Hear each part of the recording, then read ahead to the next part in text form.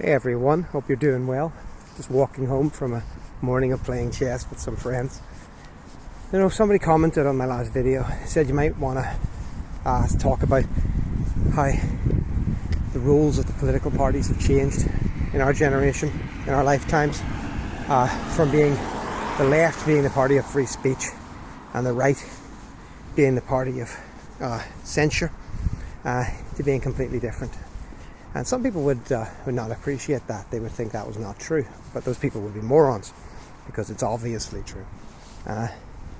When I was a child growing up, I was taught constantly, I do not agree with what you say, but I will defend to the death your right to say it.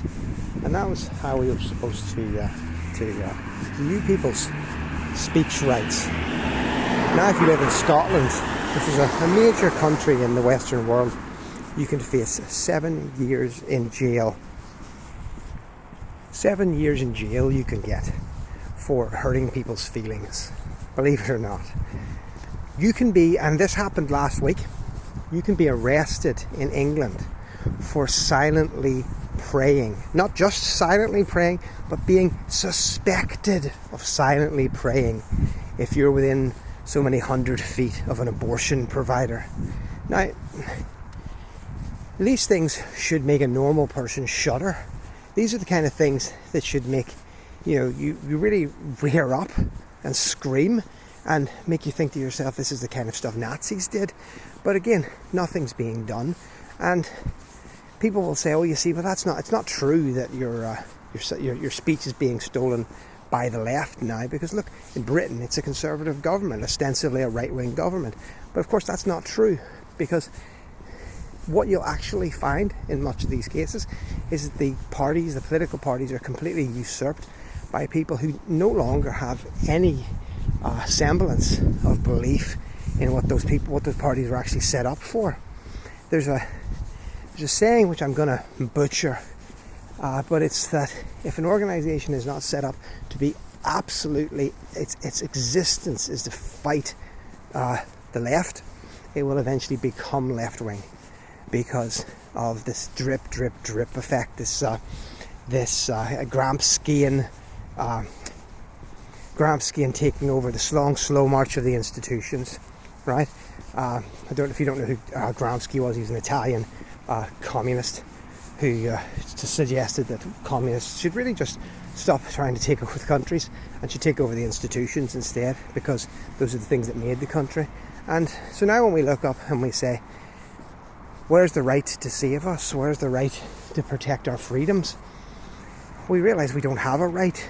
And one of the reasons you can really see that is because even on the vaguely right wing, they are now using the language of the left, which is to talk about people who are hard right, who are extreme right wing. And you find out, well, what is extreme right winger?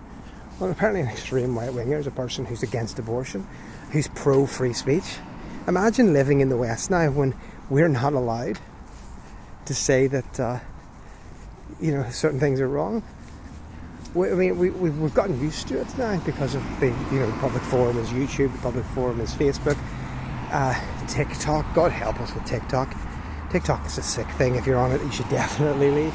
But we've gotten used to these organisations removing our free speech, and now we've silently and quietly watched as our governments do the same thing to us. So yeah, it's a horrific thing that's going on, and what really worries me is that there's nowhere to go.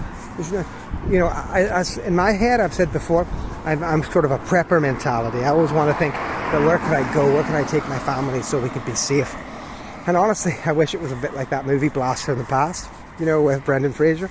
I wish I had some really advanced bunker that recycled the air, was full of food, and we could just go underneath it for 20-30 years and then pop up at the end and go, holy shit, I was glad I was underground all that time. But unfortunately I don't have the money, and not many people have those bunkers. But if I did, God, I'd close that door. Just leave you guys up here to figure it out for yourselves. But I don't really know what the answer is. I mean, where can you go? Where can you go to make your family safe? I had a fight with my daughter recently. Not a fight, but a bit of an argument. because she wants to go to Belfast all the live long day. And sorry, I'm just walking along a puddle on the side of the road and hoping the cars don't splash me. So yeah, she wants to go to Belfast all the live long day. And as a 14-year-old, she thinks, she's totally safe, because she's an adult now, of course.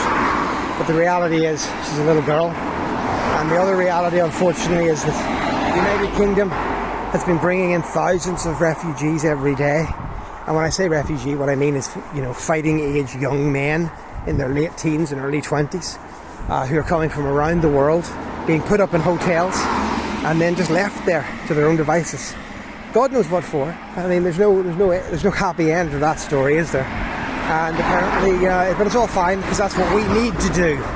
By the way, our own streets still have teeming with homeless, of actual Western people, ex-soldiers. That's fine. You keep them on the streets. But no, anybody who comes over the channel in a dinghy, they get put in a 4- or 5-star hotel. And it's all fine, apparently. And if you don't like it, you're a racist. So I was trying to explain to my daughter that these guys, they're away from their family. They came from countries which didn't have tremendous respect for women in the first place. And how does she feel that they're going to treat her? And because she's a kid, she's been full of the indoctrination, and her first reaction to me was, well, not everyone will be like that.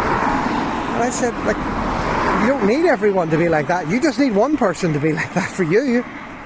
And then, of course, I got the other trusty argument, which is, well, we make rapists, and the rapists here they're born here as well. And I said, yeah, but just because we have a cancer in our own society doesn't mean we import more potential cancers. But that's the world that we live in at the moment. And these are all things that will probably get this video removed. Such is life. I find a lot of correlation in leaving the Jehovah's Witnesses to changing my political views.